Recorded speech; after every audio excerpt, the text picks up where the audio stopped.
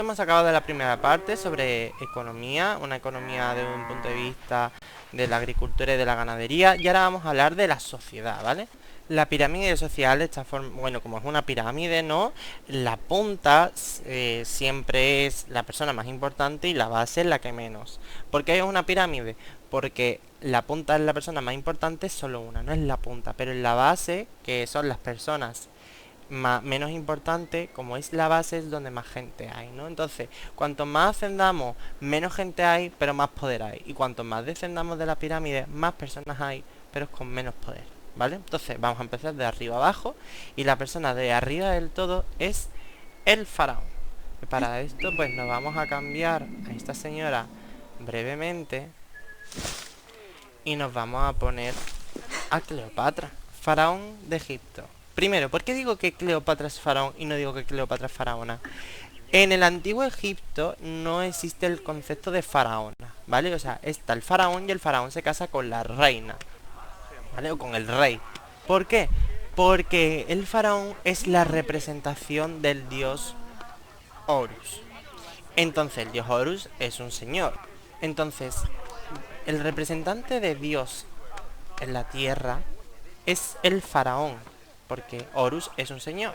Entonces, independientemente del sexo que ocupe ese puesto, tú eres faraón. Tú eres la representación de Horus hombre, ¿vale? Entonces, aunque Cleopatra fuera una mujer, ella era faraón, no faraona, ¿vale? De hecho, el concepto de faraona es erróneo. De hecho, cuando salían al público, los faraones mujer debían de llevar en rasgos masculinos. Pero porque eran los rasgos del faraón, ¿no? Por ejemplo, la perilla postiza, ¿no?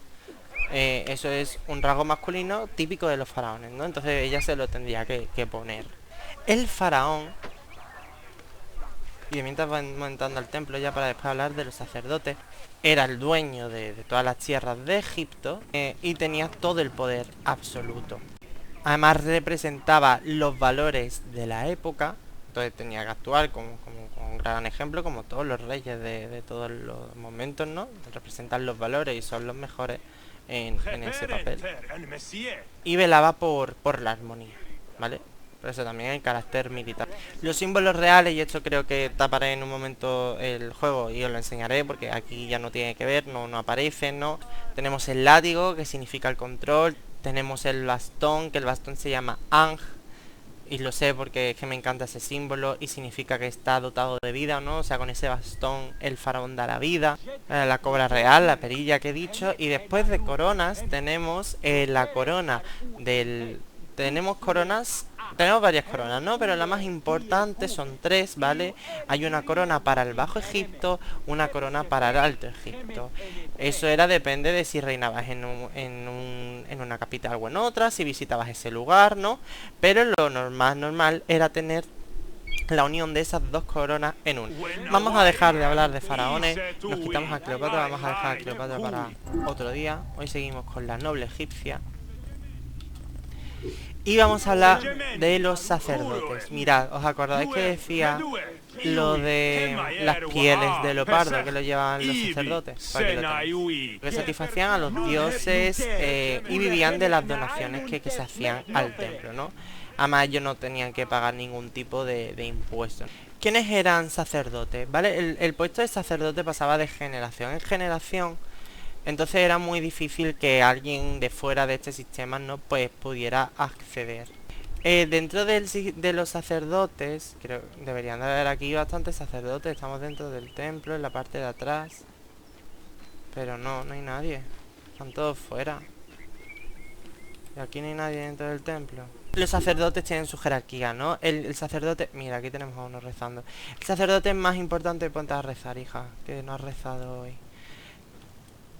No te pones a rezar, te pones a escribir. Ah, no, te vas a poner a tocar.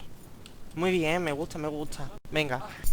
El sacerdote más importante era el sumo sacerdote. Y llegaba a ese sitio por el beneplácito del faraón, ¿no? El faraón decía, pues sí, quiero a ese sumo sacerdote en ese templo, ¿no?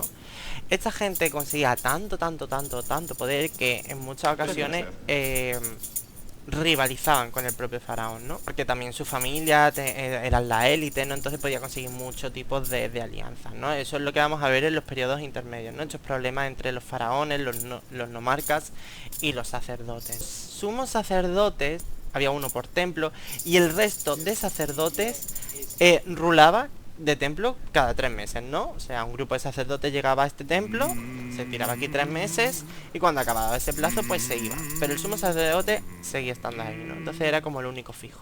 Y creo que lo que habíamos visto antes, en esta zona de atrás, es los almacenes, ¿no? Para que veáis que en los templos es donde se estaban los almacenes y desde donde se distribuía pues la comida, de una manera justa.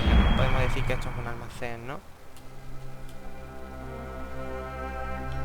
Dejando ya a los sacerdotes, vamos a bajar en el escalafón social un escalón y llegamos a los altos funcionarios, ¿no? Al grupo dirigente. Aquí podemos encontrar tanto al visir, que el visir es el que se encargaba de la administración. El gobierno lo llevaba el faraón, pero la administración el visir. Otro alto funcionario son los militares y los escribas, ¿vale? Los escribas, ¿vale? Pondré una imagen de una escultura bastante famosa de un escriba que está en el Louvre, además que se conserva bastante bien, por eso es tan famosa. Los escribas también pasaban de generación en generación y se educaban en lo que es conocida como la casa de la vida, ¿vale? Y con la llegada de los griegos, ¿no? En este momento la casa de la vida pasó a ser llamado como biblioteca, ¿vale? O sea que ya os hacéis una idea que se hacía en esa casa de la vida, o sea, educar, ¿no? A estos escribas para que no solo supiesen escribir y llevar los jeroglíficos, ¿no?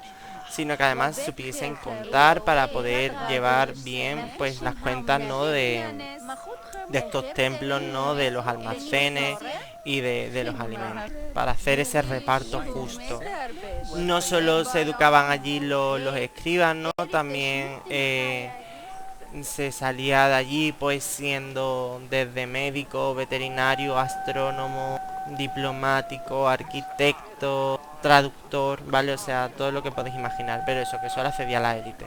Vamos a irnos al mercado de aquí al lado para hablar de del siguiente escalón de la pirámide social y vamos a hablar de los artesanos y de los comerciantes. Si hablamos de los comerciantes, ¿no? Los comerciantes normalmente comerciaban con Mesopotamia, pero también con Grecia. Los egipcios vendían los productos más típicos, que eran los cereales, ¿no? Hemos visto, el trigo y la cebada era su base, pero también vendían pues productos artesanales. Los más básicos es el papiro y el tejido. ¿Qué obtenían del comercio? O sea, ¿qué compraban? ¿Qué era lo que no había en Egipto? Madera. Madera es muy poca, ¿vale? Veis árboles, sí, pero son palmeras. No sacas la misma madera que puedes sacar de un buen árbol, ¿no? De un señor árbol. Y bueno, ya lo básico, ¿no? Es obviamente conseguir metales, ¿no? Y también conseguir esclavos, ¿no? El comercio, como sabéis, como dije, también se hacía a través del Nilo, ¿no?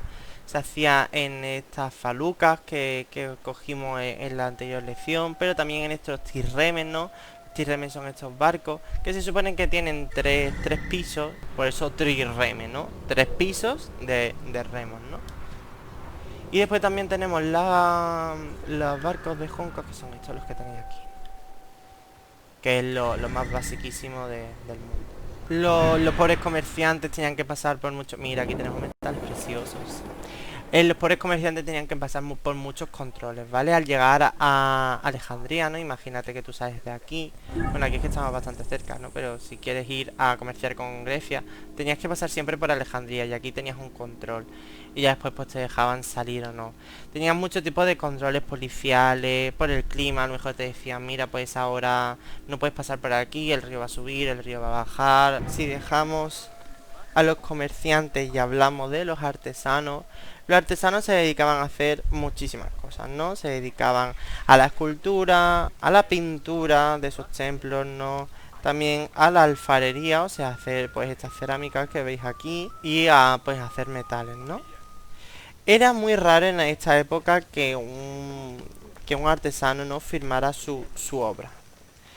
Pero esto no significa que no estuviera bien visto este puesto, ¿no? Estaba bastante bien visto en esta época ser artesano. pero lo que pasa es que todavía no era tan normal firmar. No vamos a hablar de artesanos que se dedican a la pintura, a la escultura, a la arquitectura, ¿no? Porque ya vamos a tener una lección simplemente para el arte, vamos a centrarnos en la alfarería, es decir, la cerámica. No sé por qué, pero mi móvil en este momento ha decidido no grabar y yo no me di cuenta hasta mucho más adelante. ¿Qué pasa? Pues ya me he vuelto a haber grabado, pero como ya tenía también grabada la voz en el vídeo del videojuego, pues no vi necesario hacerlo. Así que, pues a partir de ahora no me veréis la cara. Lo que pasa es que es verdad que hay en una escena en la que hablo mucho a la cámara, pasando mucho el videojuego, en el que me quedo quieto. Pero bueno, voy a poner entonces mucha imagen en mitad del videojuego para que no estéis aburridos. Pues a ver, la cerámica. Vale, aquí estamos en un puesto, en una alfarería. Vale, como podéis ver, este es un poblado solo que se dedica a la alfarería, no hay ninguna ciudad cerca. Y es porque también esto se hacía a las afueras de las ciudades por los humos que crea. La alfarería hacía esos recipientes para albergar de todo. Se podía albergar comida, se podía albergar líquidos, o sea, por ejemplo, agua. Pero también se podía usar para rituales, ¿no? Para funerales, etcétera. Entonces era algo bastante importante, ¿no? ¿De dónde se obtiene el barro para hacer esta cerámica? Pues se obtiene de ahí, del río, ¿vale? El propio limo del río. Y el propio color rojo, pues es de ese barro, ¿no? Del limo. El color negro, no sé si tenemos aquí cerámica negra, se consigue con la exposición del humo aquí en los alfares. ¿Vale? Vamos a ver. ¿No tienes aquí cerámica negra? No, pero bueno, con la exposición del humo, ¿no? Pues se consigue ese negro que básicamente pues ya estáis viendo ahí en la piedra. Después con... Ay, mira, un gatito. ¿Lo puedo acariciar? No, creo que no. Bueno, con la cuarcita, o sea, un mineral, después se puede como darle un efecto de brillo azulado, verdoso a la cerámica, ¿no? Obviamente cuanto más pase el tiempo, mejor se va realizando, ¿no? Y más práctica hay. El barro, oh, creo que me están siguiendo los gatos. El barro no solo se usa obviamente para hacer cerámica, también se podían hacer tablillas para escribir, ¿no? Pero como este proceso es más lento, pues escribir en tablilla era algo más raro y porque era más costoso. Dejamos a los artesanos y a los comerciantes, vamos a hablar del pueblo llano, ¿no? Vaya, de los campesinos. Hablamos de agricultores, de pescaderos, de ganaderos, ¿vale? Es todo lo que hemos ido viendo a lo largo del juego. En la época de crecida del río, mientras que ellos no podían pues dedicarse a la agricultura, se iban a las canteras, donde pues se sacaban esas rocas que pues servían para crear los grandes monumentos, ¿no? De los que hablaremos. Por último, en el escalafón social vamos a tener a los esclavos. Eran vistos como posesión. Los esclavos no eran vistos como personas, ¿vale? Y se dedicaban a hacer las tareas domésticas de las personas importantes, ¿no? En esos templos, en esos palacios, en esas casas de funcionarios, de altos cargos. Y obviamente pues eso se encargaba de los trabajos más arduos. No tengáis el concepto de esclavo trabajando en una pirámide, sufriendo, ¿vale? A lo el príncipe de Egipto. No es del todo correcto. Para terminar de hablar de la sociedad, vamos a hablar de la mujer. Como digo en los apuntes, no me gusta hablar de la mujer como algo aparte, ¿no? En plan, la mujer debería de estar incluida en este apartado. No se tendría que hablar aparte de la mujer como si fuera algo aparte, ¿no? No hay inclusividad y no veo que haya feminismo ahí.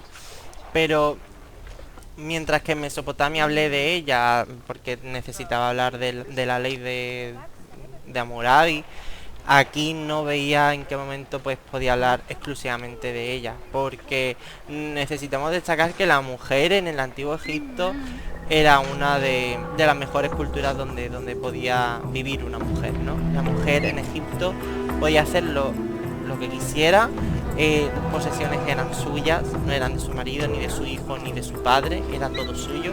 Podía divorciarse, podía ir a juicio, podía heredar, podía hacer básicamente lo que quisiera. La única pega, que en el antiguo Egipto era muy difícil acceder a un alto cargo por parte de una mujer.